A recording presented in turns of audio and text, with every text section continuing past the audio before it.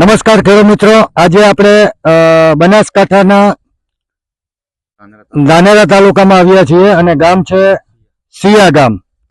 તો આજે આપણે ત્યાં અવતારનું શું પરફોર્મન્સ છે એના વિશે થોડી ચર્ચા કરશું અને આપણે ખેડૂતનું નામ અને એને કેવું રિઝલ્ટ લાગ્યું એ આપણે જાણશું. નમસ્કાર. નમસ્કાર. શું નામ આપણું? પતુજી નામ માંડમ. પતુજી દીપાજી. હા, આ શું છાંટેલું હોય આપણે? આ દવા પેલી આપણે હાલની. બરાબર. કઈ દવા? દવા અવતાર દવા. અચ્છા, હવે જે તમે બીજું ખેતર પણ તમારું છે ત્યાં તમે દવાનો ઉપયોગ કરેલ નથી, તો જે દવાનો ઉપયોગ કરેલ છે અને નથી કરેલ એનો ફરક કયો તો આપણે ખેડૂતોને માહિતી મળે.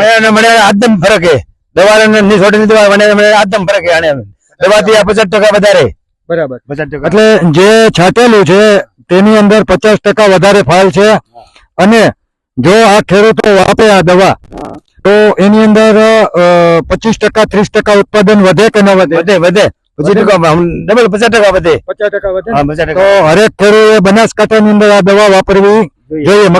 મગફળીનું વાવેતર કરતા હોય તો ફાલ લઈએ તો આ દવા છોટાય. આ દવા છટાય. છોટાય. ખેડૂત ભાઈઓ ખાસ તમે જોશો આ મગફળી છે. બીજું કે આ દવા તમે ક્યાંથી લીધી હતી? હા, મેં લીધી હતી દુકાનથી. અચ્છા, શું દુકાનનું નામ? દુકાનનું પ્રિન્સ નામ. હા, પ્રિન્સ સીડ માંથી આ દવાની ખરીદી કરેલ હતી અને દવાનું રિઝલ્ટ સારું છે.